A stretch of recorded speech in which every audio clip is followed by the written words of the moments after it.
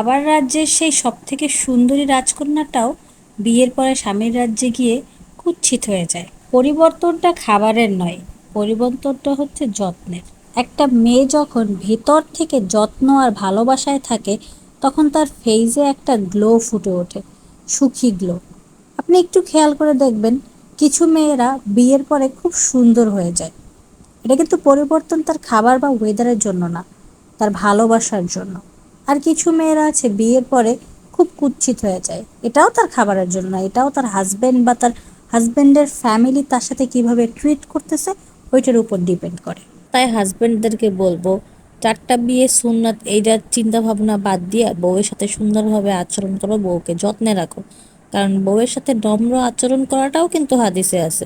ওই একটা হাদিস নিয়ে সারা জীবন ঝুললো না। কারণ কোনো মেয়ে নিজের বাবার রাজপ্রাসাদ ছাইড়া তোমার বাড়িতে ভাত তরকারি রাঁধতে আসে নাই।